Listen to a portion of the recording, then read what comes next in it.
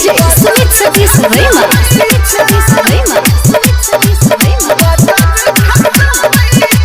Presented by Filmy Samrat. होटा बाम लाली जब जब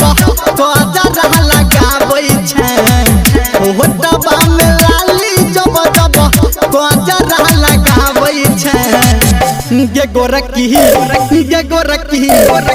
गोरकी दिलबा पे हमरा लागे जेना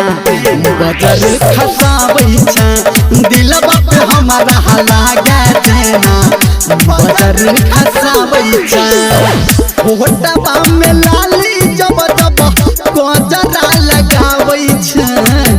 होटा बाम लाली जब जब गजरा लगाबै छै गे गोरकी दिलबा पे हमरा लागे जेना गजर खसाबै छै दिलबा पे हमरा लागे जेना गजर खसाबै छै DJ Sumit Satish Rema. Gayatri Recording Studio, Madhepur, Chudi Bazaar.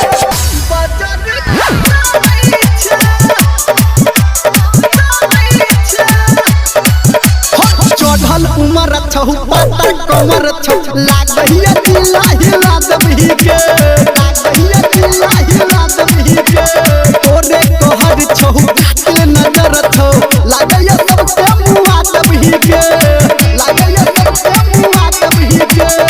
लागैया सबके मुआ दबही के चढ़ल उमर छहु पातर कमर छौ लागैया दिला हिला दबही के तोरे कहर छहु कातिल नजर छौ लागैया सबके मुआ दबही गे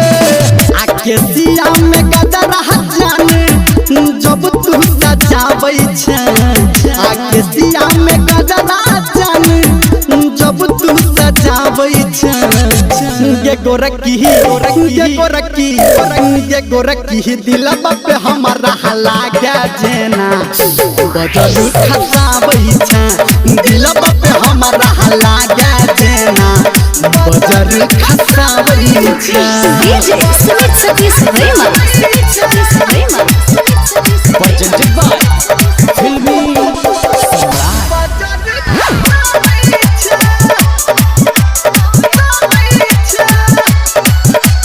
तुझी हसीना के हम छी दीवाना गे कहले तूने न मटक्का कहले तूने न मटक्का कथी तू सोचे छ बात के पोतै छ कहले रिलेशन तू पक्का कहले रिलेशन तू पक्का कहले रिलेशन तू पक्का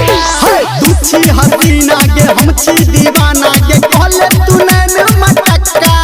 आ कथी तू सोचे छ बात के पोतै छ कहले रिलेशन तू पक्का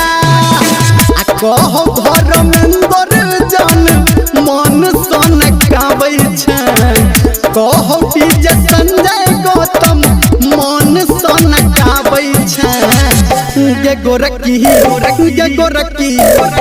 गोरकी दिलबा पे हमरा लागे जेना गजर खसाबै छै दिलबा पे हमरा लागे जेना गजर खसाबै छै।